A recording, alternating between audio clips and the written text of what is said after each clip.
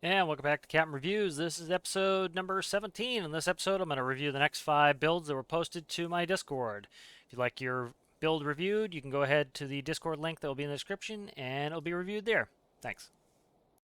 All right, so the first build here is going to be the Faulkner Functional Sailing Sloop. Let's look at some of the pictures. So it looks like some cool detailing here, some nice pictures. Nice looking sailboat. All right, realistic simulated sailing. Created by Zlamby and Roknmatoz. Probably didn't pronounce those right, but let's hope.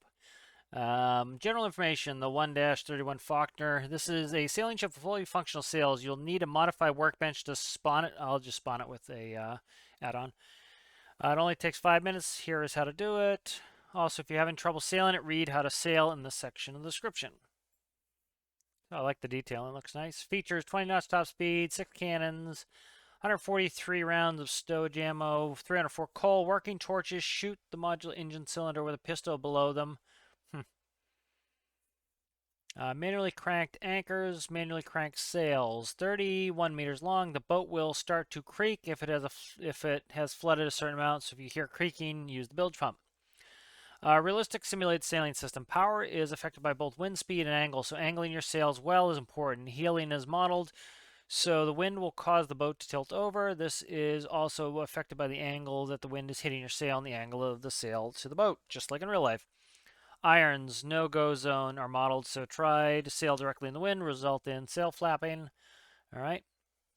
How to sail it. Disclaimer, we've unfortunately could not include all the little details of sailing, so keep this description from getting longer than it already is. So you might run into some confusing problems when trying to sail. If you do, you can reach out to them on their Discord to help out. Sailing can be difficult, but we hope you have as much fun. So I'll bring back some of my sailing training from many years ago. All right, so we have jib sail, halyard controls the power of the sail. Okay, I'm just looking at where everything is. Pulley is used to control the angle of sail by trimming, pulling in, or easing out, letting out the sheet that is on the same side of the boat as the jib, the sail, the port left side of the boat, port jib sheet. Okay, halyard controls for the main. Okay, so trimming there, rudder, helm. Is used similar to sticky axis controls. When you let go of an input, the wheel does not return to center. This is set up so that you do not have to use trim at all. Also, the wheel is set up to be able to make very small adjustments by tapping as we quickly turn and hold the inputs. I'm just kind of quickly reading through.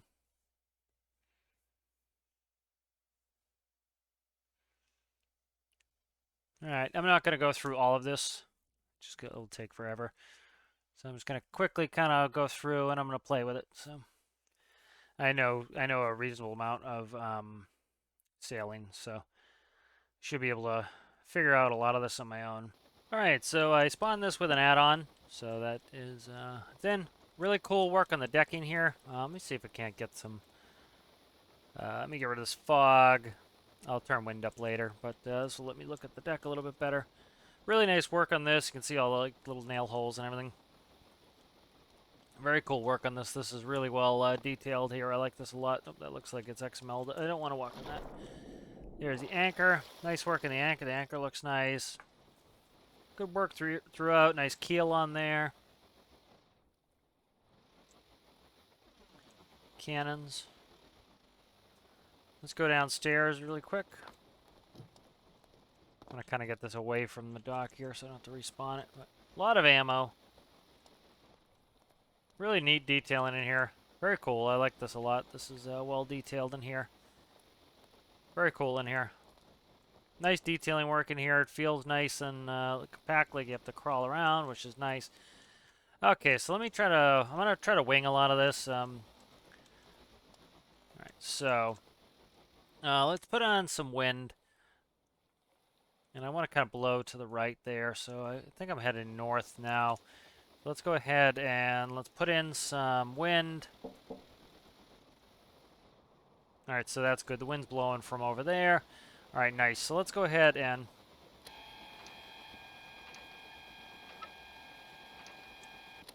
trim the jib.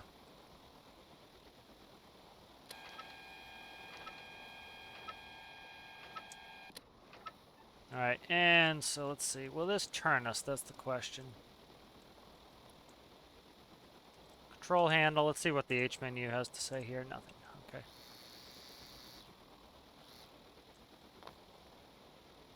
Alright, and so let's see. Trim the main.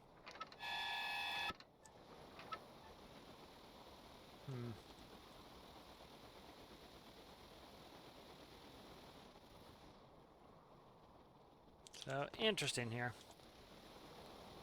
You know, I have the, I'm trying to do this off my, let's see, hoist main halyard, so I probably have to hoist. There we go. I think I have to hoist it. There we go. Starting to move. Alright, so nice. Alright, so I got us going away from the dock. Nice work on the wheel here. Alright. Let's see if I can go in third person. So we're heeling, which makes sense. As you can see, we have the wind pretty much 90 to our right. And so I'm going to go, I'm going to put the wind all the way to our stern. Maybe like a quartering right like that. Alright, and then I'm going to let out some, can I get to this here? So which way does this trim? I want to ease off, so is there, okay, there's a button on top, ease main. So I'm going to ease the main.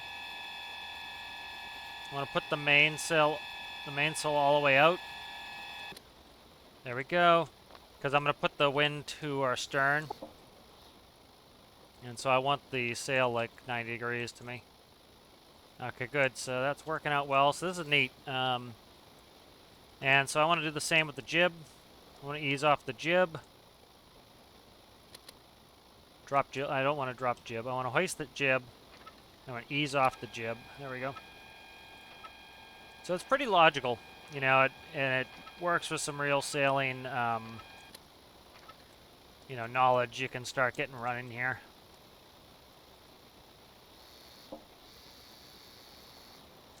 All right, and so I'm going to put the wind all the way to our stern. There we go. We stop heeling so much. Shouldn't heel at all once I get straightened out here within the wind. So very cool. This is really neat. I like this a lot.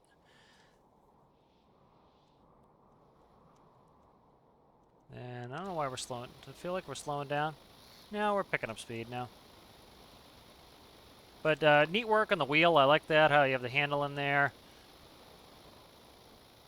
That's really cool. But very cool. I like this.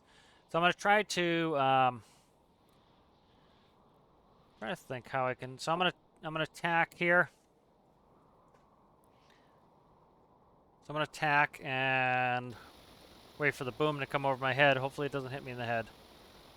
So will the boom come across by itself, or do I have to manually move it? That's the question. Okay, so the jib just went across by itself. There's the mainsail. Afraid to get hit in the head with that one. So there's a tack. Nice.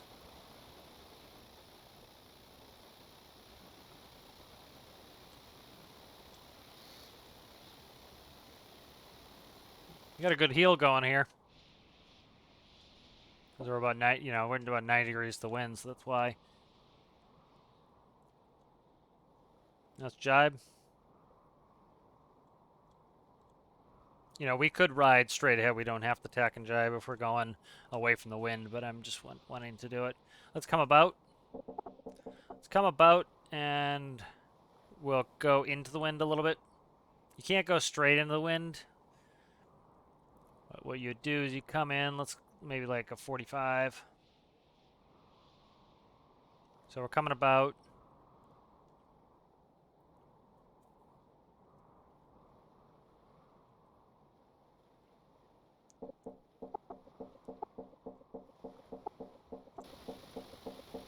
So that's telling me I'm taking on water, I think. Let's trim the main.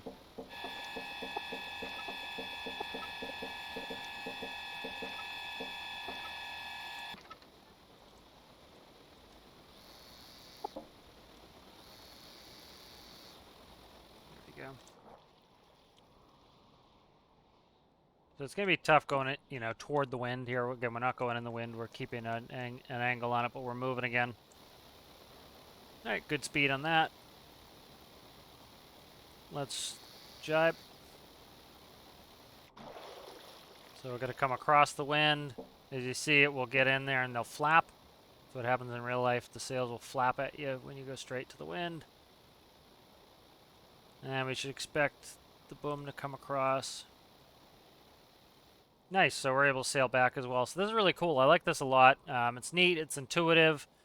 You know, I really didn't have to read the instructions much. You know, it's if you know some sailing, it's pretty intuitive here. So like, let's say I wanted to stop. So this is, so like we used to go up to the mooring ball when I was doing sailing lessons. And what you do is you turn right into the wind. And we're going right into the wind. You're not going to be moving at all, so. Okay. Don't know why it's tipping all the way over me going into the wind, but. Do I have it on full wind? It might be a full wind issue. No, it's not a full wind, but I should be able to go right into the wind and not have it do this, but. It's also flooding at this point, so. But this is very cool. I like this a lot. So thank you for sharing it. It's really a cool thing, and it's nice to see somebody setting up some realistic sailing. I like that a lot. And the next build is the Scania 113 SIBTAT and T-test compatible. Go through some of the pics here. Nice looking flat nose Scania. I always like the flat Scanias, or the square nose Scanias. By Robinson 325i. Scania 113, just simple Scania 113 replica. Instructions: start the engine, turning the ignition flip switch up, release the truck and trailer brakes by pressing their respective buttons on the dashboard. Use up-down keys to change gears, manual gearbox, like to see that. Compatible with SIBTAT and T-test, very nice. 9-cylinder, small modular engine. Manual gearbox with 4/8 and 1 reverse. UCT tractor, heavily modified. NTC steering box, dynamic Ackerman, heavily modified. T-test from me. Alright, so that's good. Alright, so here we are with Scania 113. I just threw one of my trailers on there, seeing it is T-test compatible. So let's go ahead and let me see. That is, not sure which cable anchor. Usually this one's the detached one for me, so we'll double check it when I get in there. The driver's side's on the left side. So let's take a look at it. So nice working. I've always liked the square nose Scanias. I like the lights a lot. That's really cool looking. Those look really nice. Good work on that. Nice little details on here. Fuel tanks. So it looks like door panel edges. So that's very cool. Diesel only. I have a fifth wheel, dualies. Some mud flaps. Some big white RGBs on there. Alright, so let's go ahead and jump in. So we have door handle right there. Let's jump on in. Alright, and it's pretty simple. Ignition on. And then we can do trailer and tractor. I need to go out there, and I forgot to put the landing gear up. So let's put the landing gear up.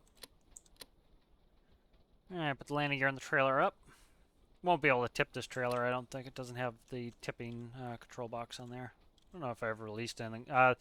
The Mac R has tippable stuff on there. So we have our headlights on.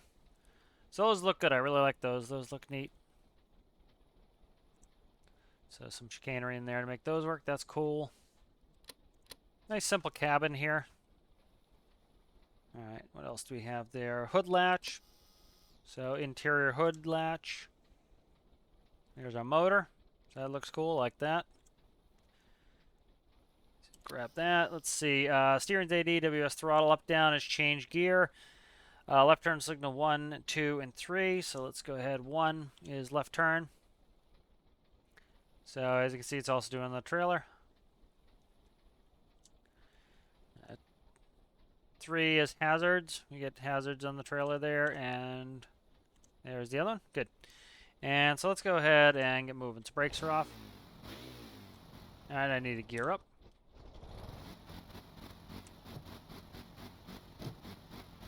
Behaves kind of like a sports car, but you know, it's not bad. I tend to prefer my trucks to behave like trucks, but a little bit more sports car-y, but you know.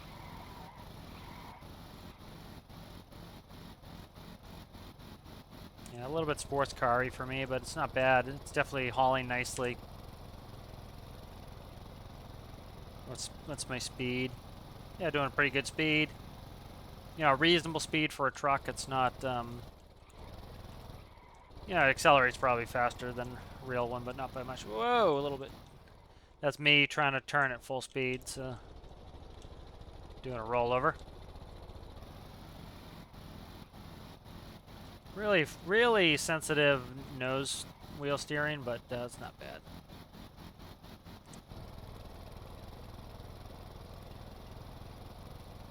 But it functions pretty nicely, you know. It's hauling nicely. Let's shut the headlight off. We don't need it for the day. But yeah, it works well. It's easily approachable. It's not overly complicated. You know, I don't have any real hills to test it on, but it's hauling nicely. Yep. Very cool. Whoa. Oh, you know what it is? It's the it's probably the SIBTAT read-through information. Yeah, that's what it is. The SIBTAT information's going through and screwing my trailer. It's one of the reasons why I haven't been interested in trying to integrate SIBTAT in this. Is it just, you know, just screws up my stuff, and I'm not a huge fan of SIBTAT just because it doesn't have the functionalities that I want, and so you know I have no need to make it compatible with that myself. But I really like this truck. This truck is cool. It's nice. It's easy, approachable. It's not overly complicated. It works. You know, I of course like a truck to behave a little bit more like a truck and not rev out like rev out that fast and squeal tires. But you know, it's a great truck and I enjoyed it a lot. Right. So the next build is the Forehead Industries HL1 Pleiades. Let's go through some pics. That's interesting that it has its module hanging off the tail like that.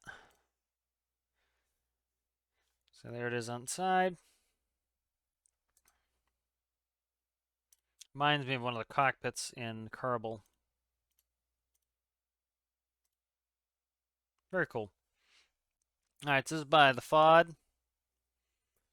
Alright, the Pleiades is a heavy lift VTOL capable of handling up to ISO container sized payloads internally and deployable ISO mount or even larger payloads externally on belly mounted winch. It has a greater than 20-ton lift capacity. For cargo handling operation, the aircraft has the ability to taxi around using motorized landing gear, WS throttle left right steering, allowing it to align itself to a payload for easier loading. That's convenient. For pilot convenience, Pleiades comes with altitude hold, position hold, work in progress, and GPS-based autopilot systems.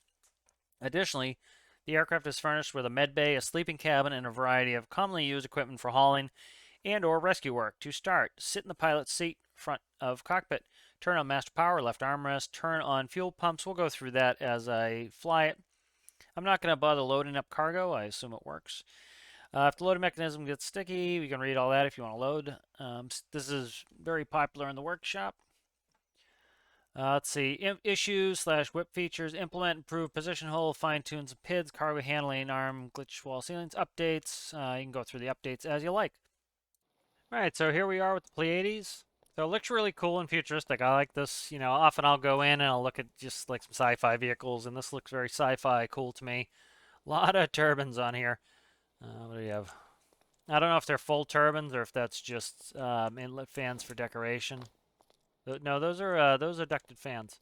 So that must be for speed. Those are jets. Looks like turbines there. They're very cool. Big, you know, ducted tilt rotors. We have more in the tail here.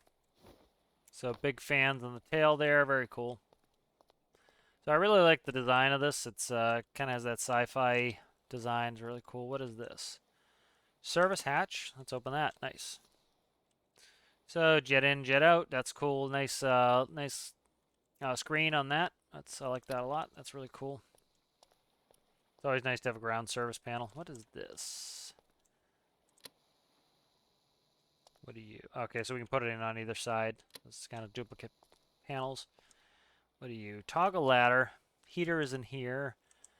Window in there. Oh, this is kind of cool. I like that. It's a neat way to do the ladder. Alright, let's go on up. Alright, let's see if I can't retract that. There we go. So that's neat. I like that. I like it. We can look outside there, look into the wheel well. That's neat. And what is this? Little, there's a turbine in there. Maintenance axis. Okay. You have a med bed there. Can I turn on whatever the screen is? Maybe in the front. I'm never a huge fan of that clipping, but I understand why people end up having to do it.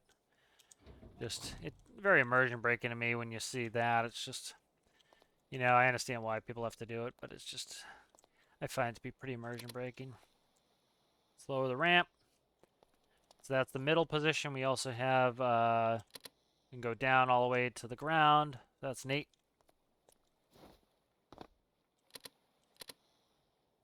So there's mid position, and here's all the way up.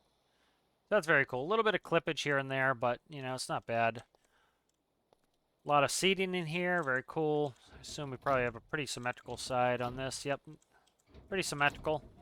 Access on here. Kind of a view window in there, and a sleeping bed on this side. Another door that goes in the wall like that. You know, what is this in here? Curious what this is in here. Is there more? Is there another? Oh, that's probably landing gear.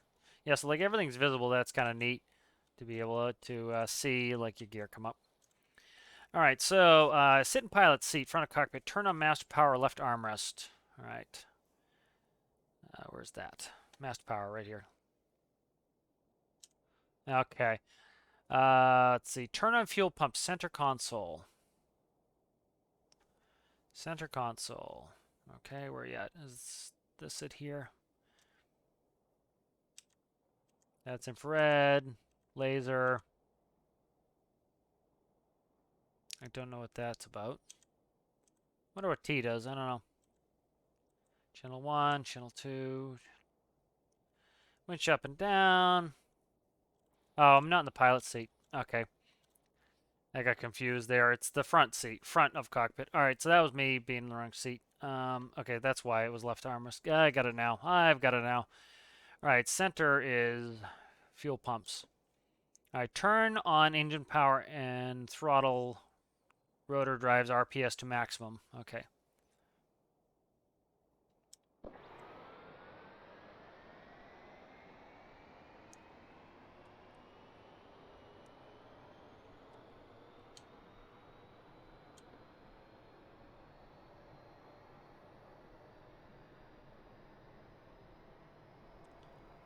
Alright, showing no RPS there. There we go. So that's probably, I wonder if that's rotor RPS. Alright, so there's the RPS starting to come up. Wait for greater than 10 RPS before taking off. Alright, so it's going to take a little while for that to climb up. So not much instructions after that. The next list is shutdown, so I'm going to have to wing it. So we have altitude hold, autopilot, brakes, landing gear, okay. That shows me my VTOL RPS is reached. AD is roll, WS is pitch and landing gear, wheel drive throttle. So I'm going to drive it out with the landing gear. I tend to just, you know, oof, that is quick. I've been seeing a lot of people round steering their gear. It's not my favorite, but it's, you know. Oh, whoa, I don't want to do that yet. Yeah, I'm not a huge fan of the gear that are just like instant like that. It's just twitchy and gamey, kind of cartoony to me. I tend to like them to actually function like realistically, where you have some general control of them instead of, like, I hate that. That's not something I'm really a big fan of. Is it just, it's pretty immersion breaking to me. Is like and it's twitchy, and I, you know, not a huge fan of things being twitchy. But it's not bad. It's just not my personal preference. I don't like things being twitchy. Like, see how it twitches me? It's kind of jarring. I like smooth. I like to be able to gently tap and smoothly turn and not have it instantly turn me. But I understand it's a big vehicle, and especially if you're trying to get containers, it might be helpful to pick up a container. Alright, so let's see. Again, I'm kind of on my own on a lot of this. So left, right is yaw, and landing gear steering, up, down's collective, 1 position hold, and chaff is 6. So let's go up. Alright, let's go ahead and raise the gear, and we'll watch them come up. Whoa. Okay. Something happened with that nose wheel. That nose wheel banged up in that well, but I don't know what's up with that. All right, let's go up.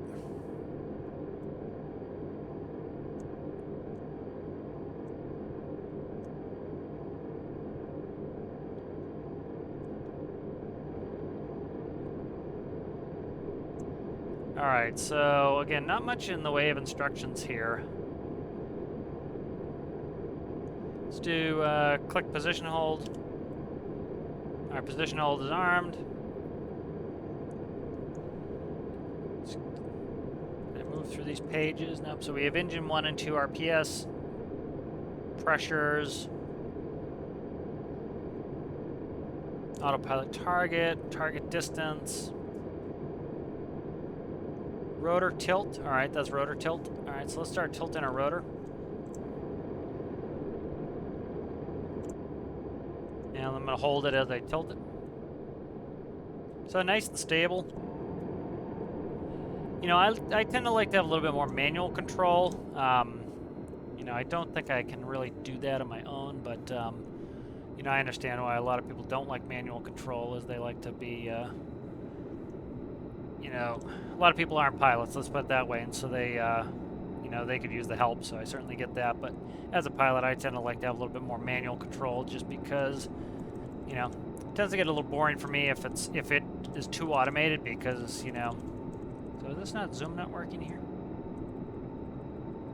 I can't tell.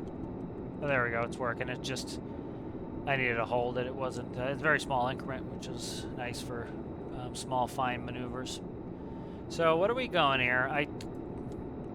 So 75 meters per second. Okay, so we're doing like 140 something knots. That's not bad.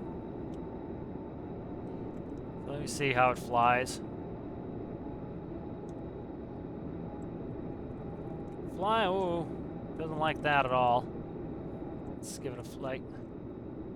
So it's wow, that is sensitive. If you've ever flown, you know, okay, you know, I understand most people have never flown a large aircraft. Large aircraft, you know, generally can't move. You know, I understand it's a game, whatever, but, you know, large aircraft don't move like this. They don't move super rapidly, and it makes sense if you think about it. You know, you think of the width of the aircraft, if, you know, and you think of how wide this is. So, like, say the engine inspection bay is right here. The distance between there, let's say that's 30 feet. If I could roll in a second, that would smash the person that's on this side. They'd fly up and hit and break their neck on the roof, and then the person on this side would break their legs on the deck. You know, this just seems, you know, I really like it a lot. It's just, this is just super twitchy to me. You know, like, this is about the rate I would like to see it roll. Maybe, like, something like that. That would be ideal for me. You know, again, one of the things I like realism, and again, yeah, this is a very popular item. You know, it's not necessarily my cup of tea, but I really love it. I love the way it looks. I love its sci-fi nature. But, you know, personally for me, when you have a big vehicle like this, I like it to feel like a big vehicle. And so, like, if you had a roll rate like this, that's nice and slow, it makes it feel big and heavy. And it's one of the things that I hate about Star Citizen. Like, I hate the flappy rudders too. It's like, I like progressive, slow rudders. Like, I see this a lot on builds, is that the things are like flappy. It's like they, you know, I like them moving slowly. So, like, I can't even do it slowly. Like, so see how I'm trimming and they're moving slowly. That tends to be how I like them. But again, that's all personal preference. But, you know, kind of little rant is like, one reason why, you know, I'm kind of turned off by Star Citizen. I was very much excited for it. And it was kind of this, you know, this type of vehicle would be in Star Citizen, you know, this sci-fi futuristic vehicle. And one of the things that I didn't like was you'd be flying a huge vehicle and it would feel like it was a fighter jet. And a big, in my opinion, a big aircraft should feel like a big lumbering aircraft, and that's how they feel in real life. You get like a 777, it feels like a big lumbering aircraft. It takes you a little while to roll, like that's the roll rate. And it takes you a while to move. When you're able to flick it around like this, it doesn't feel like a big aircraft to me. But again, that's all personal preference stuff. I understand why this is super popular in the workshop. I understand that I'm the weirdo, because I have more flight experience than I would say the vast majority of anybody playing Stormworks. And so for me personally, I like having, if it's going to be a big vehicle, I want it to feel big. I want it to feel like it has some mass. And this doesn't feel like it has any mass to me. So that would be my only criticism of it is, that it doesn't feel like it has mass. This doesn't feel like a big vehicle to me.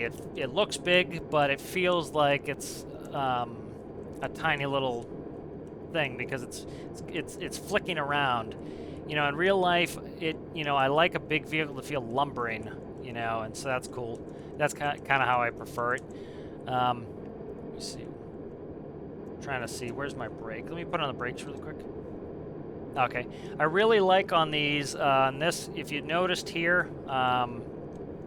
If I push, oh, it's gonna do the fans if I push it forward on the ground, I bet. Oh, yep, see, it's gonna hit me if I do that. But yeah, that would be my only criticism is, I tend to like to have a big vehicle feel big, but this is a fantastic craft. I really like this a lot. I like the gauges a lot. I like how it shows you that the propellers are facing forward. I'm trying to shut the engine off if I can. I shut the key off, but the engine doesn't seem to be shutting down. Is the engine not shutting down? I don't know. I can't tell. Shut the fuel pumps off, maybe? Okay, fuel pump shut it off. Let's go ahead and see if I want this RPS to come down, and then I'll tilt the rotors forward. But for those of you who didn't see, I want to show the propellers going forward. Let's just go ahead and do it. Hopefully I don't crash. But you see how they're rotating? That's neat. I like that a lot. Yeah, and it's gonna auto turn on the fans there. But it's definitely nice and easy to fly. It's fun. I can see why it's very popular in the workshop. It's just, I like a big, heavy, lumbering vehicle to feel like a big, heavy, lumbering vehicle. Like, I'm not a huge fan of this twitching like that. Like, I prefer it to be slow moving, and it takes the immersion out of it for me. But I love this vehicle. It's really cool. The exterior detailing is phenomenal. It's really good. It looks like some of the best sci-fi stuff I've seen online. Because I'm always looking at like sci-fi VTOL when I build something or sci-fi this. I'm a huge sci-fi fan.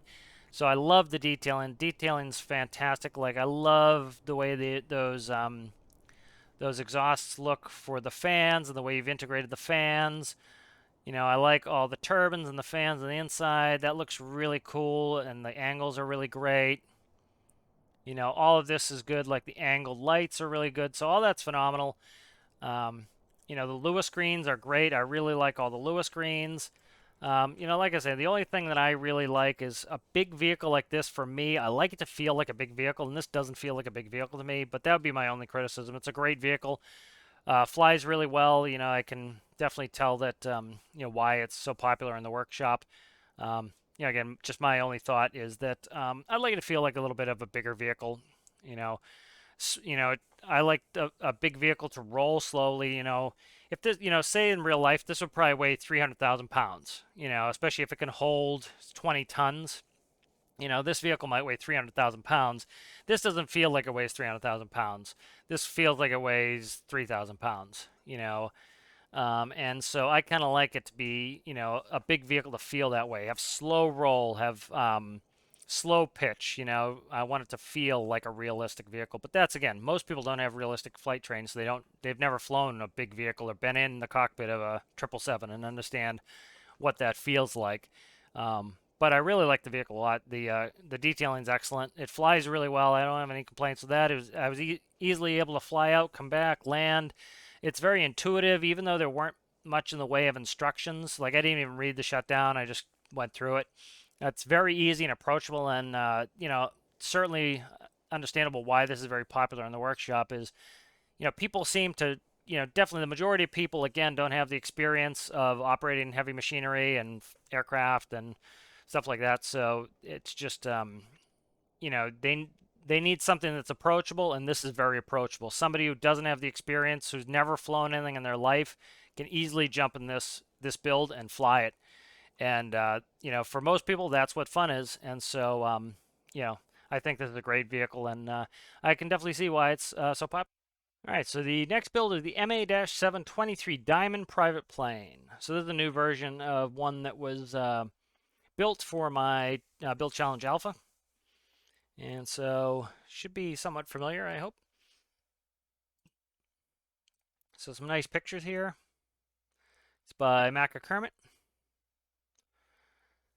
All right, let's go through. The MA-723 Diamond is under 20K private planet based on the Diamond DG40NG. This is the private use version of my MA-723 Diamond trainer plane that I made for Captain Cockrell's Build Challenge. The DG40NG will hopefully be the first plane I ever fly. I chose to build this plane because it is the plane used by the AAFC, Australian Air Force Cadets, and I'm in the AAFC. This aircraft is updated version of that one, flies a lot better and is easy to use. Updates can get up to 105 knots. Trim system, only pilot can fly. Flaps act a lot better. Throttle is a lot better. Zero throttle no longer cuts out the engine. That's nice to see. Started now kills the engine when turned off. Okay, so it's probably starter. Starter now kills the engine when turned off. Okay. Human factors are now a thing. That was part of my comments from the build challenge. Was so human factors, for those who don't know, is it's how people interact with machines. Like that last build, it had great human factors. It was easy to get in there. Things were in logical places. The instructions were really good. And so that's kind of human factors. Is do I have to reach way over to the left to grab something, then look way over to the right to do something, or is everything right where I need it? Toggleable ground steering. That's interesting. Rear wheel brake steering has its only button for toggleable steering, but NWS on-off overrides when. Okay, I don't understand that. New livery. All right, features. Fits one crew and 3 passengers. Switchable controls. Emergency parachute. 105 knot speed. 107 minutes flight time. And we'll go through all the startup there. Notes, taxi 6 on throttle. Again, I taxi at whatever I need to do on the throttle. I don't look at my throttle. I see, like landing 10 on throttle. Again, I like to see approach speeds. Okay, so like that's good. Like, see, this is what I care about. All I care about is the speed. And that's what really, as a real pilot, that's all you care about is your speed. And so, and the reason why is, let's say that you tell me, okay, do 6 on the throttle. Well, what if I have a headwind of 10 knots? I should need less throttle because I'm actually coming in slower because that 10 knots of wind coming at me is giving me more lift. If I have a tailwind, I'm going to need more than it. Because I'm actually going faster across the ground. So that's why you actually want to be doing it by your speed, not your number. Engines will not start with magnetos on. Engines will not start without magnetos on. Okay, copy. Throttle controls RPS. Temp holds around 50C. Doors have handles open when the pivots are damaged. Nice. Emergency parachute needs to be armed to work. Less than 63 knot stall speed. Flaps at 0. If magnetos are off, the stall alarm won't work. They will if you're pressing the warning test button. Okay, so I'm going to go ahead and we'll go through all of this procedure when we get in there. All right, so here we are with the Diamond. All right, so here we are with the Diamond. And let's do a little walk around. So I like the interior, kind of the intake look on that. You generally have 2 holes here, and then the engine's right behind it, and a lot of them are air cooled. And even if they're liquid cooled, they need some air to go across the radiators to run the liquid cooling. So it looks very Diamond-like. I like the no step on the flap. You have fuel and electrical there. Very nice. Nice T-tail. All right, so let's go ahead and jump on. All right, so we have our rear doors here for our passengers. And we have our gull wings, which is always nice on a diamond. Have gull wings. So some changes that were made. Part of my criticisms when this came around for the build challenge was I wanted to make sure I had important gauges where they were. So this is set up better. I like this. Have the artificial horizon right in the middle.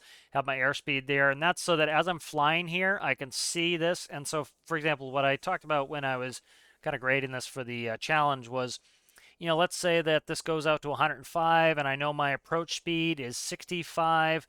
That's 50. So if 65 is right here, I can look straight out, and as long as my needle is right around here, I know my speed.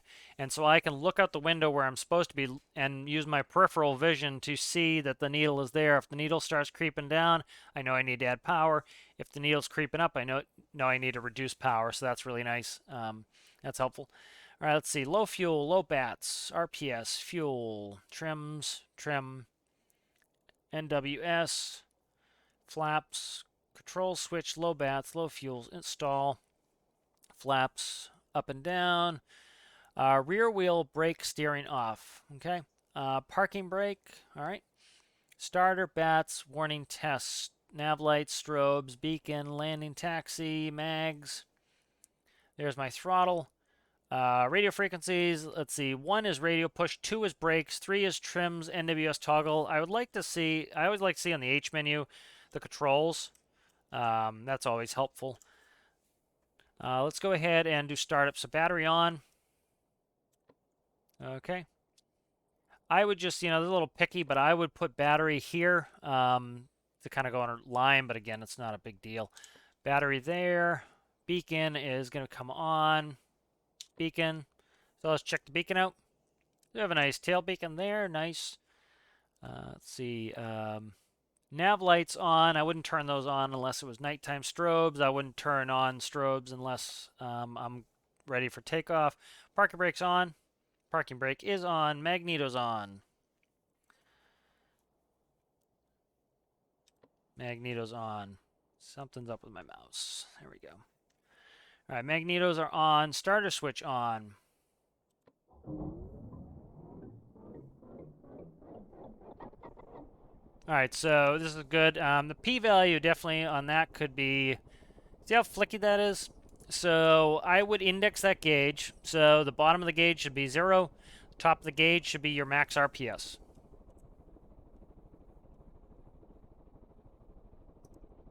Yeah, so that's, like, again, see this gauge isn't very useful for me. I make the bottom of the gauge 0, and I make the top of the gauge whatever your max RPS is. That's kind of how you want it in real life. That's the whole point of having the gauge is, you should know that that's 0, and if you're up here, you're at your max RPS. All right, let's see. Taxi landing. I'm just scrolling down my list here.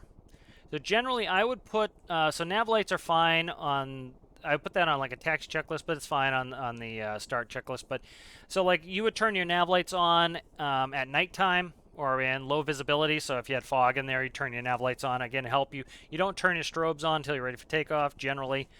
And then you use your landing light as necessary, or your taxi landing light, depending on how it's set up. All right, so takeoff.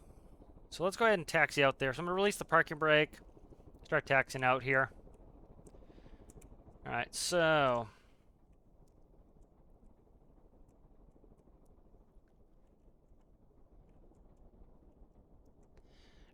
when this first came out for the challenge, it had some struggles taxiing. This is taxiing much better.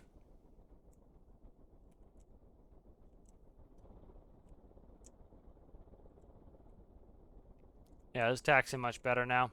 I can actually put this where I want it, which is nice. I like that. Let's go ahead to flaps. Let's do a notch of flaps. There's a notch of flaps. All right, so takeoff. Flaps 25%, 1 notch. Throttle full.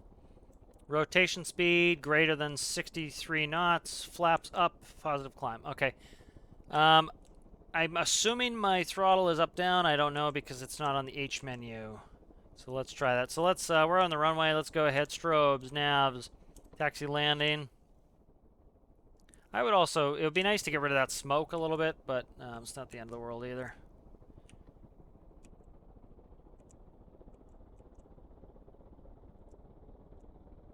Yeah, you see the p-value on this engine is probably way too high. You see how fast that needle was rolling?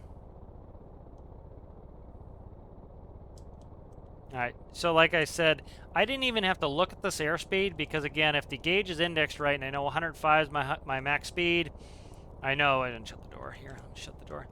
I know that's 0, I know that's 105, I kind of guessed that 65 was around there, and that's about where it was. Alright, positive rate, let's put it up to flaps. It's kind of weird the flaps are in the center of the gauge, but that's personal preference. I generally, especially if you have 4 notches of flaps, I would make up all the way, then 1, 2, 3, 4. But you know, that's not a big deal there either.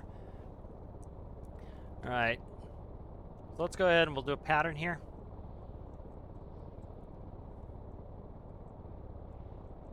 A little bit aggressive on roll, but not bad. I'm not having to kick my rudder, which is nice. So I can't tell if it's giving me a little rudder as I turn. But I'm not having to tag the rudder all the time. I'd have to do some rudder in real life on a single engine propeller plane like this. We haven't, so that's altitude, okay, battery, temp, RPS, fuel, is that trim? Okay. All right, so we'll just do a little pattern here. All right, let's do the check our landing checklist. So landing taxi light, so I left them on. Flaps gonna go to full. I'll do that where I do it in real life. Landing speed around 65 knots. So it says 6 on the dial. So, okay, this is in RPS, I guess, on that. Again, I wouldn't check the throttle. I have no use for those throttle speeds. All I care about is my speed. So I know that my approach speed should be right around here. And so that's all I care about. I don't care about the throttle position. That, you know, again, because if I have a 10 knot headwind, I'd actually need less throttle. If I have a 10 knot tailwind, I need more throttle. And so that's all I really care about is my speed. So pass in or beam the numbers. I drop the notch of flaps on base. Let's go ahead and drop our final notch of flaps there. All right. Little bit touchy on roll, but not bad. I would just drop the sensitivity just a hair. Because, see, I'm dipping the wing beyond, you know, that would be aerobatic maneuvers, dipping, having that much roll angle. So, just a little bit of aggressive on roll, but not bad. Flies very nicely. Definitely some improvements on where it was for the competition. It's rolling and banking. It's rolling and turning very nicely. All right, so again, I'm going to check my speed here. And I'm going to start pulling off throttle. And I want it right around that 60 to 70 area. So I'm going to go, so pull a little bit off, still pulling a little.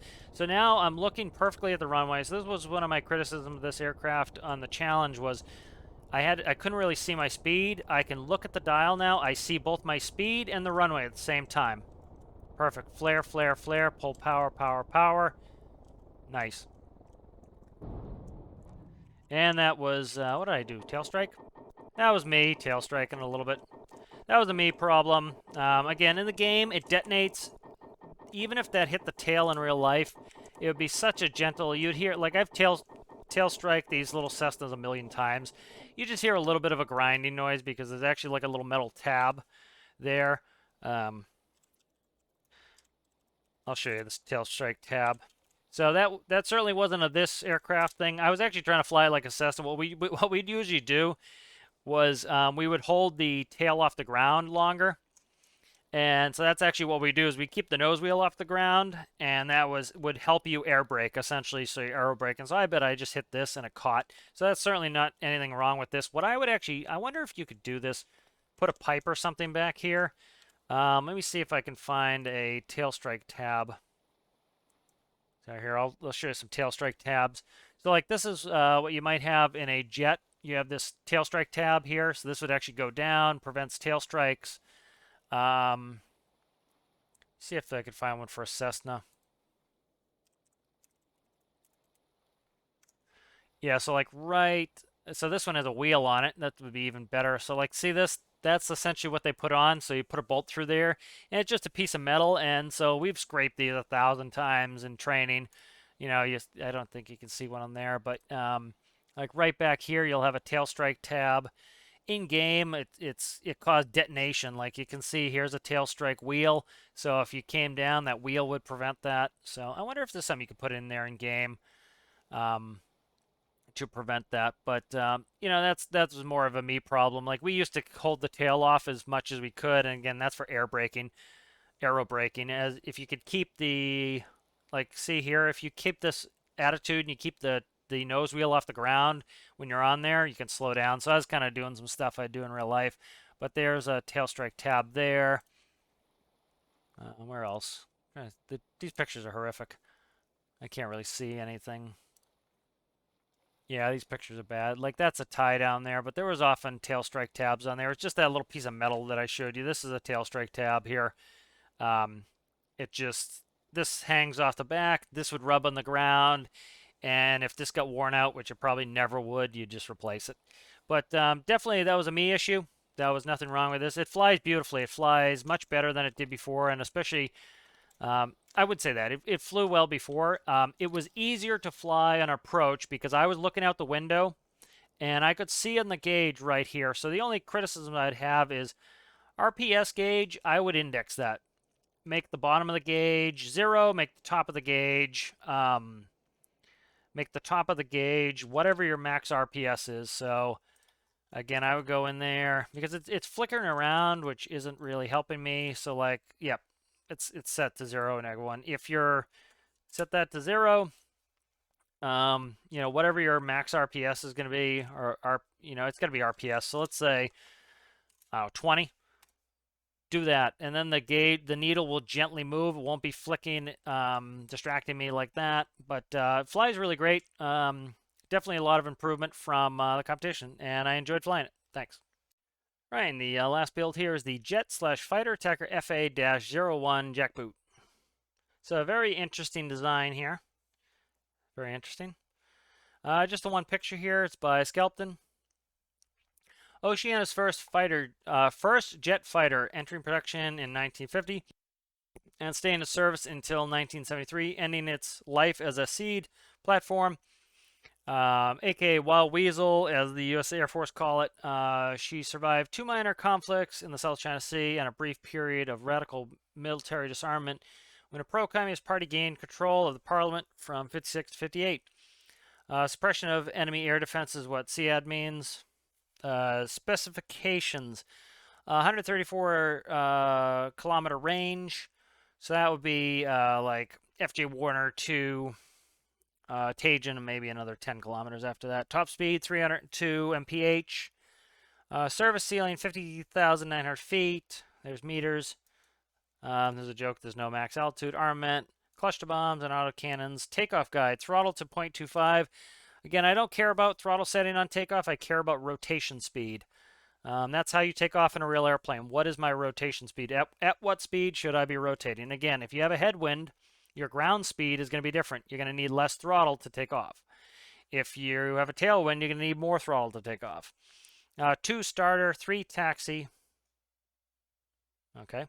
So I need to put the throttle to 0.25 to start. All right, so is this going to have one where it kills the engine if it's not there? We'll see.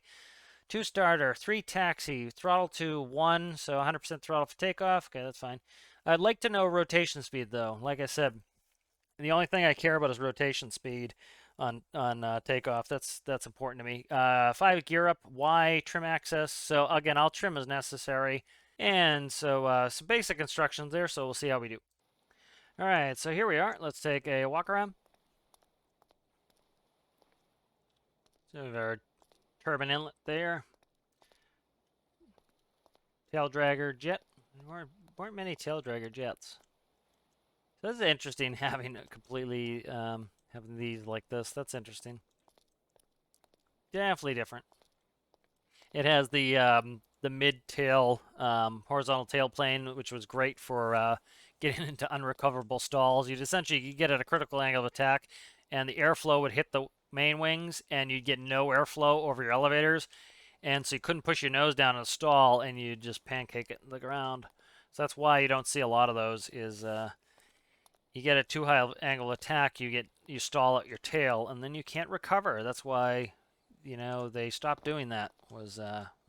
Or almost stepped in my wheel hole there. Okay, so let's get in our seat. How does one close the canopy? Push to talk. How does one close the canopy? I wish to know. Where was it on the outside? Maybe it's behind the cockpit, so maybe I have to hit it there. Nope. How do I close the canopy? Maybe it's in the seat. Roll, pitch, yaw, landing gear, canopy 2. Okay. All right, so let's see. The instructions were pretty basic. Throttle set to 0.25.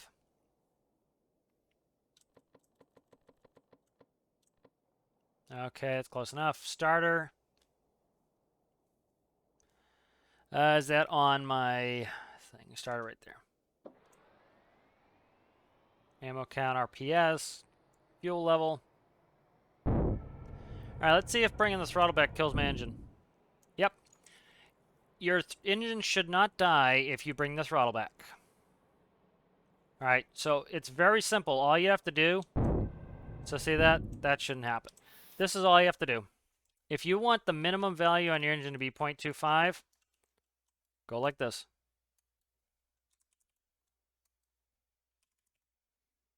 That's all you have to do. And now your engine will not randomly die when you pull your throttle back. Your engine should not die when your throttle comes back. That is scary business. That would terrify me in real life if it did that. All right, now that's set there. All I have to do is start it.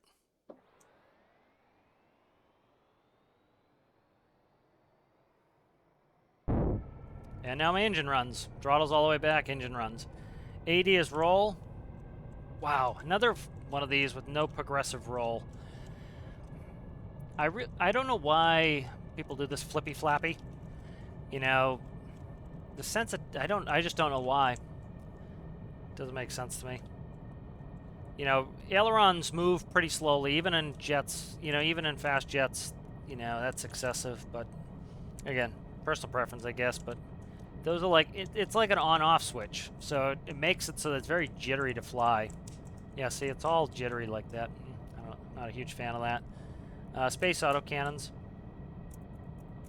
Pressing space, I'm not getting any autocannons, so I don't know. Let's see, interior light 3. That's behind the head of the cockpit. Parking brake is 4. I don't know if they're on or off right now. 5 is chaff, 6 is bombs. Let's hit, let us press the parking brake. I don't know if, so I think that set them. I think they were set to off. All right, so I have very little other instruction. How do I even increase my thrust here? All right, so I'm already seeing some issues here. So, like, how am I controlling my thrust? So 1 is landing gear, 2 is canopy, 1 is interior lights, 4 is parking brake. Okay, so do I have to look down like this?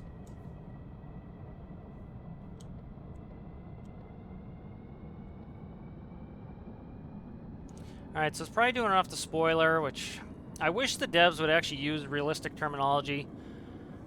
That's kind of bugs me when they do, when the devs are confusing people doing that. So again, this is my issue with this aircraft already, is I cannot imagine having to go like this to pull my thrust to land. Again, for landing, I should be looking directly out there. I would switch the compass in the artificial horizon.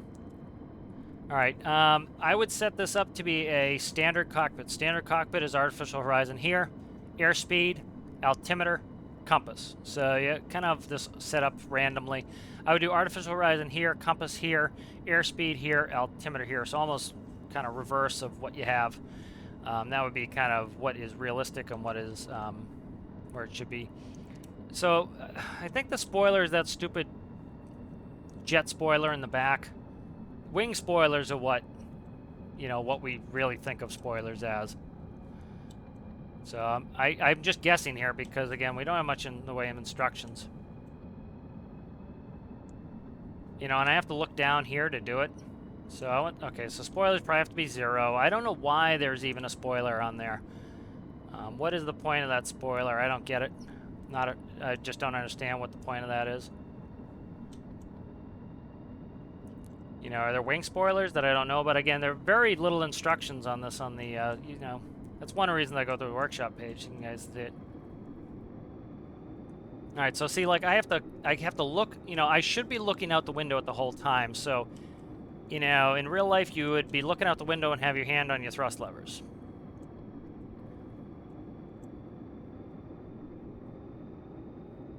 Am I even moving? Yeah, I'm moving just slowly. All right, so taxi, throttle to 1, gear up. Okay, so very basic instructions here. Let's go ahead, go full throttle. Okay. Awesome. All right, let's try it again. I didn't mean to teleport myself. I meant to recall the vehicle. All right. So again, I like to see the throttle on the seat. The one place that you're, you know, you should be looking out here the entire time you're taking off, the entire time you're landing. You should be looking at your top set of gauges. You should be looking straight out the window. You should not have to go like this to set your throttle on takeoff or on landing. This is where you should be looking at all times. And so that tends to be kind of a pet peeve of mine is, you know, in real life, of course, you can reach over there with your hand and grab your thrust levers. In game, you know, it's a little bit, you know, that's why I like having my thrust on up down, is I can look where I'm supposed to be looking to do it. So like right now, I'm already panicking because I'm taxiing. It starts to taxi fast on me, and I have to quickly look down away from what's dangerous out there to do it. And because it's a tail dragger, generally you don't have good visibility on the ground with a tail dragger as it is, and now I'm having to look down at my lap to try to manage my throttle. So again, throttle should be on the seat as far as I'm concerned, or the thrust lever should be on the seat. That makes it so that I can control it realistically and reach for it like I would. See, now I need more thrust, and I have to stop looking outside and look down here to do it. All right. And because, you know, and the control surfaces are super twitchy, this is going to make me nauseous here. It's like, this would kill you in real life, of course, because it's just so sensitive. All right, let's do landing gear. All right, they go up into the wings. All right, so what I would do, it's the ailerons are like on-off switch. Everything's like an on-off switch. It's like the pitch is an on-off switch. The ailerons, despite the ailerons being like instantly going to full position, it's very stiff, and I'd say that's probably because the sensitivity on the gyro is too low, and the sensitivity on the control surfaces is too high. You know, that would be my guess, was to guess at. I'll look when I get back in.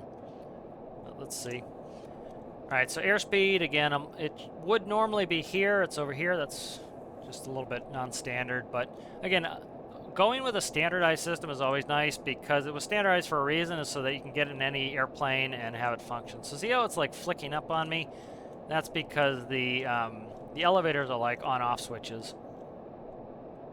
Yeah, so see, like it's overly gyroed, and it's very twitchy. So like it's like I can't set a pitch attitude that I want, and I'm already afraid of landing here because I have to try to set. I'm gonna approach at, let's say, like 120 knots. I'll keep it a little fast, but wow, it's twitchy. It's gonna make me nauseous. So there's the runway. So I want to go about 120. Yeah, I'm looking in the wrong spot just instinctually. So I want to come in at about 120 knots. Let's put the gear down. Where's one gear? So where are we at there? Still a little fast. See, I have to look at my feet to try to do the thrust. In real life, I'd be doing it with my hand, and so I just feel for it. And so by having it on the seat, that makes it realistic to me. I'm going to trim here. See, it's very twitchy. All right, there's 120. See, like I'm getting slow, and I have to stop looking outside, which is the most important bit of information for me. And after looking at this, wow, this twitchiness, it's like on-off. Pitch or don't pitch. All right, and then how do I manage my flare? Because as I flare, oh my God, I'm getting nauseous. I literally am getting nauseous. As I see, I have to look down here now. So I have to completely stop looking at what I should be looking at. Oh my God, my gosh. Yeah, okay. So let's bring this in, and I'll kind of give you some pointers on what I think would be better for this. All right, so what I think would be better for this, I would put attitude indicator where the compass is. I would put compass where the attitude indicator. I put speedometer, speedo in the airspeed indicator in the appropriate spot, which is here. I put altimeter in the appropriate spot, which is here. So it'd be airspeed, attitude, altimeter, compass. That would be the hierarchy. The two most important gauges to me are airspeed and attitude. They're right here. It's part of your six-pack. We have 4 of a six-pack. That's fine.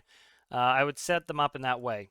I would switch this throttle so that it doesn't kill the engine when I bring the thrust back. So if 0.25 is the lowest you want this set it to 0.25. Again, the best way to set up a turbine is to set it up in desired RPS. So I would, you can 0.5 RPS starts it. So you can make the bottom of this like 3 or 4 RPS and have it max out at whatever you want. So I would set it as set RPS is what I would do.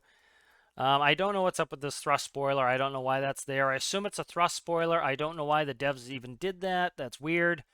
What is that? What is this? Let me look. I'm trying to figure it out here. Let me see. What is this attached to?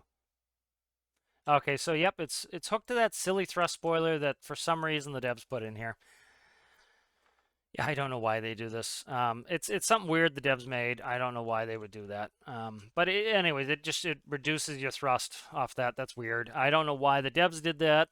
I would just leave it at 1 and control your engine properly with RPS. That's what I would do. I would put this. See, you have an up-down on here. Even if you did it with like the 1-2 key, that's fine. But I would do it with the up-down. So what I generally do for all my stuff is here. I'll take a little extra time with this. I want to help Skelbton out on this a little bit. So here, let's do this for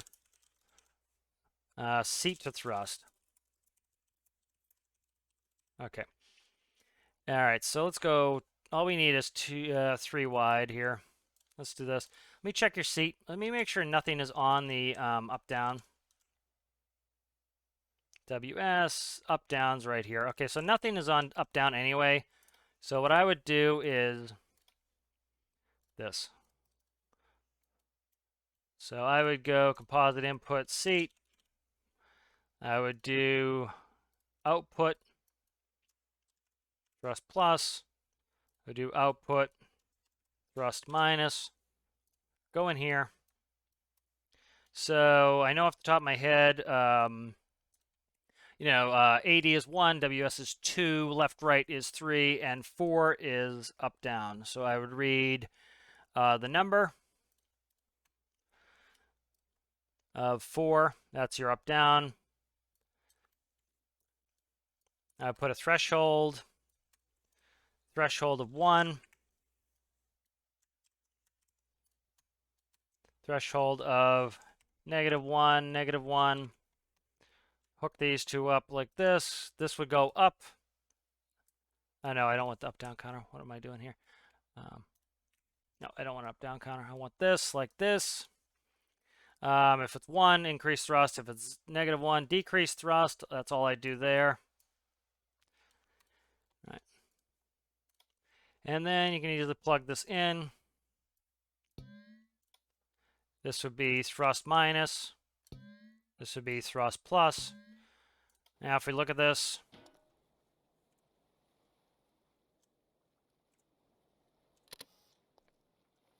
okay, that's in the way. That's fine. All right, so now if I press up and down, it's going to have a fit because this is in the way. Let me move it.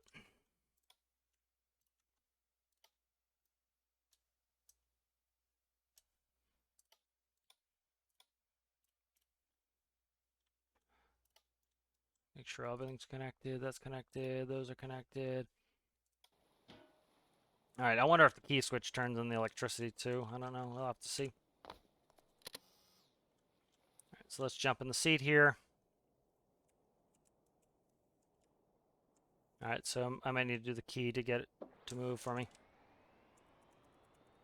Oh, I didn't configure the seat. That's why. Okay, so then I have to go to the seat. I have to go to up, down, thrust. Make that 100% reset. Now what's going to do is when I press the up arrow, it's going to give me a 1, which will increase my thrust. When I press the down arrow, it's going to give me a -1, which is going to decrease the thrust. So here we go. Look at that. Now, as I'm flying, I can control my thrust with my seat. Very simple, very easy, much better that way. All right, so I do that. Let me check your gyro. I'm curious how you have this set up. All right, gyro, pitch, and roll are at 30s. That's at 70 for roll. What are your actual control surfaces set to here? Right off of that. Okay, so it looks like it's directly controlled. Yes, that's off the AD axis for roll. That goes there.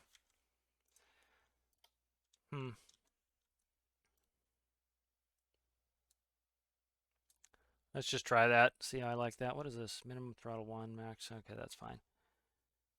All right, so why is this so twitchy? This is mass. Oh, you know what it is? I bet it's the seat sensitivity. Leave that there. Where's my seat sensitivity? AD roll. It's at 100%. That's why. Okay. Trying to remember what I'm using. Let's just do 50, which would be half as bad. 50. 50. Let's try that. And let the gyro smooth it out. Is the gyro always on? It is not. Okay, good. Let's try this now. Let's see how this flies now. Let's see if I can operate this a little bit better. And we'll see how it works.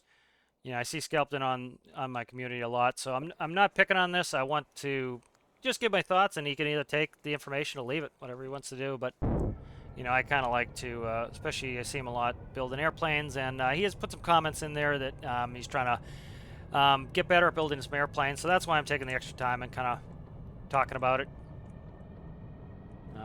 You know, I don't mean it as a negative thing. I mean it as a positive thing. So now I can control my thrust with my seat. And so now I can look outside as I'm taxiing. Before I was literally getting anxiety taxiing. So now I'm already decreasing my thrust and I'm looking outside. So I'm able to look left and right and I'm increasing my thrust now. I can see we're going too slow. I'm increasing my thrust. Looking outside where I'm supposed to be looking. And so the reason I crashed when I went to land as well was I crashed on takeoff and landing. And it was because I had to quickly look down here to do my thrust. Okay, so now too much thrust, I'm going to pull it off. Okay, so it's very sensitive because you're not setting it via RPS. So that would be another thing I would do, set it via RPS. All right, here we go, let's go. So now I'm looking straight ahead and I'm increasing my thrust. All right, here we go. All right. So still 50 is too sensitive. I even go less than that. But now it's rolling much better. Pitch is still too sensitive. I would just decrease that as well. Oh, I pressed the wrong button. Which one's my landing gear 1? So you have landing gears 1 as well. Just human factors wise, that is you know, that's not great just because it's like that's not all that important. Like all you have to do now is, so I tend to leave my seat set sensitivities the same, and I work the sensitivities through the gyro. Well, let's see if I can get a better landing in here. So we're coming across the numbers. Let's go ahead and put the gear down. Gear's coming down. Okay, I still have the pitch too sensitive. Like it's like up, down, you know, instead of smoothing it out, which is what the gyro is doing. The gyro is there to smooth. All right, so all I care about here is my speed. Now notice you don't have the gauge indexed. It's wrapping around. Index the gauge. Be nice. So I've already pulled off some thrust, and you can tell because we're slowing down. I'm going to add a little thrust here. Okay, so I'm going to hold about 160 something until I get on final. kicking the rudder too to get myself around. Okay, so wow, dude, I have to fix this pitch again. I'm not gonna bother, but so right here, let's get us our speed set. So okay, so now watch the gauge. It's going negative for the. So this is useless to me. Like I showed in Kermit's indexing the gauge. I know where in the gauge it should be sitting. So the pitch is still wonky.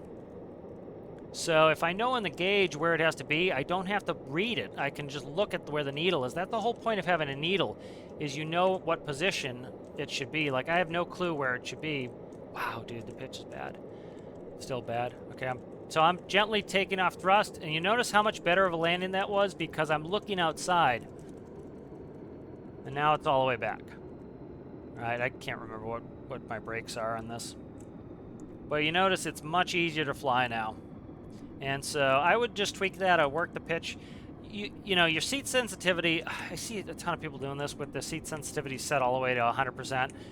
That's like an on-off switch. You know, that would be like if you're in your car and you want to make a right turn and the wheel only turn 90 degrees if you want to make a right turn. Right in a car, you gently, smoothly turn.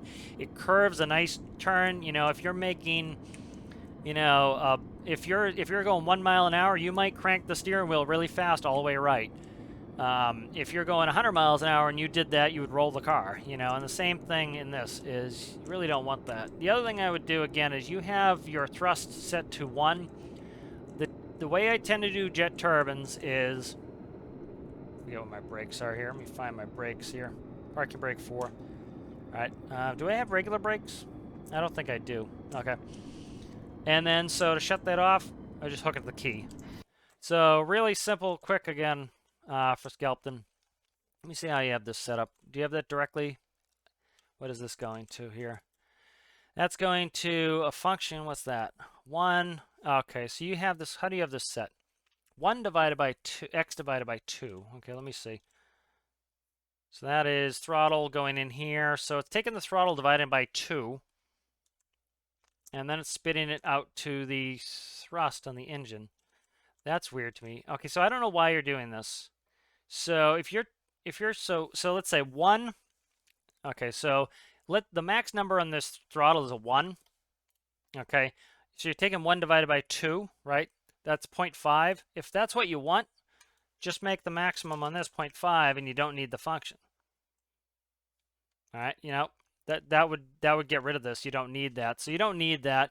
What I would do is this: do a quick little thing, and then I will finish up here.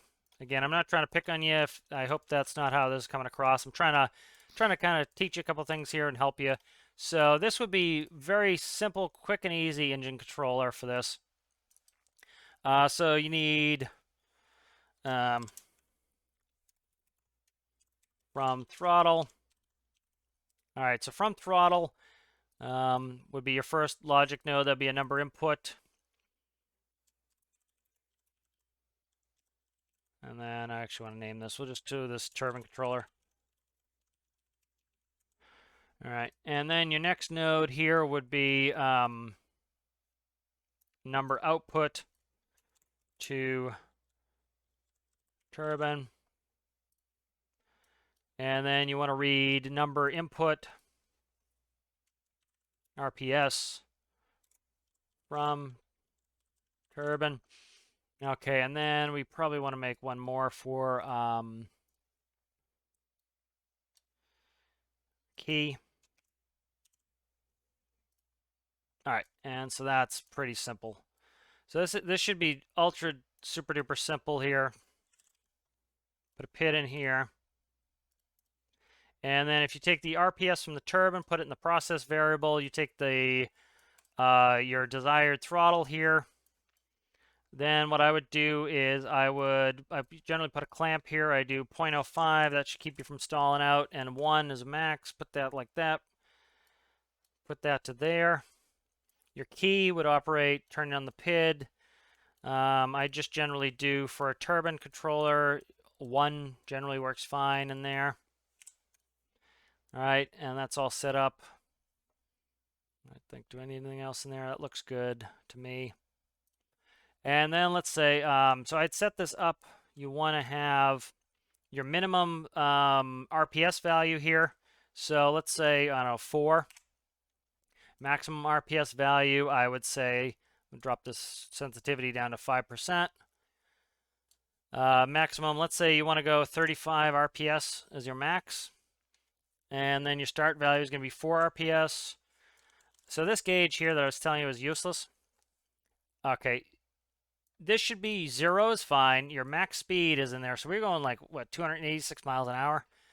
And so if that's what it is, put it as 286. Put your maximum. So put your minimum speed, put your maximum speed there. That's what I would do on that. Let's see, what else can I do? Let's hook this up. So what I would do is now you have your throttle. So your throttle is set up. It has your RPS on there. I go here to from throttle. I go to turbine. I would do key. Where's key? Key. This is RPS from turbine. RPS.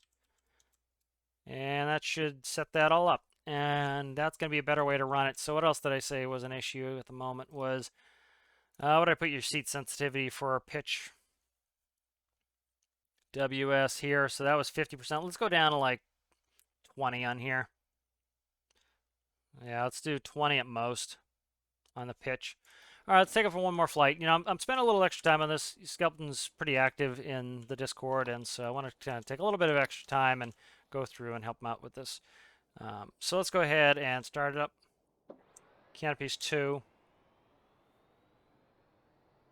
Here comes the RPS. We'll kick off at 5.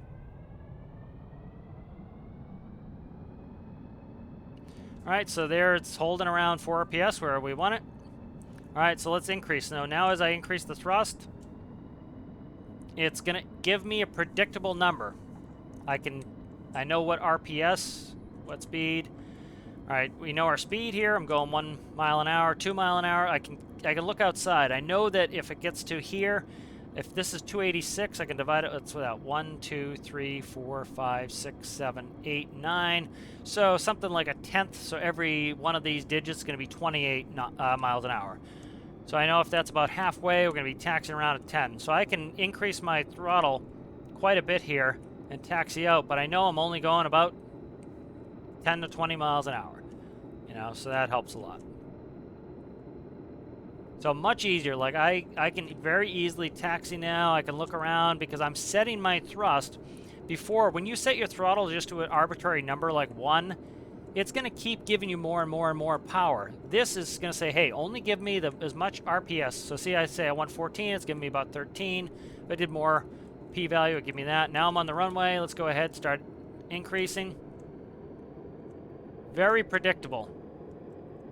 Okay, so I know that about half that gauge is half of 286, which is 140 knots. I knew that was about a good time to rotate. Let's go ahead and put the landing gear up. Rolls very nicely now, pitches very nicely. Roll and pitch is beautiful now. Even, you know, for a fighter jet, let's hammer some power on here. It flies much nicer now. You know, if you want a little bit more speed on your roll, you can increase your seat sensitivity. We'll give you a little bit more speed on your roll. But it's also, like, notice my elevator's not flappy like that. But see, I have control. I can set it where I want it. Roll's a little slow probably for a fighter, but all you'd have to do is increase your seat value a little bit on that, and that would give you more roll sensitivity. But it flies much better now. And it's not flicky. It's not going flick, flick, flick, flick, flick and making me nauseous. Let's go ahead and look. So this gate needle is dancing because I don't think this is indexed very well. But and also my p-value is not perfect. I could trim the p-value a little bit. All right, so I know my speed that I want to approach as 120. All right, so I'm gently pulling my RPS back. My throttle is much more precise now. So right about there, close to half, a little bit less than half, there's where I want to be. About one, right there. Let's come in at 120, right there. So I know right about between these two is where I want to be. So I'm going to look out the window. I'm going to put a little trim in there. I'm going to look out the window. It actually doesn't like 120. 130 is a little bit better. So right under that notch, let me make sure my gear's down. My gear's not down. One gear's down. Okay, good. So right by that notch on the airspeed. I am looking outside and I'm using my peripheral vision to look at that speedo. I'm not looking inside at all. I'm not touching my throttle at all, except for my hand. I haven't touched it yet. Here comes the thrust coming back, holding it back. Gently, gently. Start pulling that thrust off. All right, very predictable. I know that first notch there is a good speed to taxi at. I can taxi at that and probably not roll over. So I'm keeping my speed. It's locked on there. I haven't touched the throttle since I got off the runway. I haven't touched the thrust lever. Still haven't touched it. Still haven't touched it. Here it comes, starting to bring it back. Coast right in the hangar. All right, so that's much more predictable. So I will save this and I'll send this directly to Skelbton. But, you know, one of the reasons, you know, I hope Skelbton doesn't take this as me picking on him. I don't intend that at all. I've been watching him build some planes on the Discord and definitely wanted to offer some thoughts. And, you know, he's been trying to get better on building some planes, and so I thought I'd offer some thoughts. And so hopefully that's helpful to him and everybody else. But again, I really enjoyed everybody's builds. And a special thanks to Zlamby, roknmatoz, Robson 325i, The FOD, Kermit, and Skelbton for posting their builds. I really enjoyed reviewing them, and we'll see you in the next one.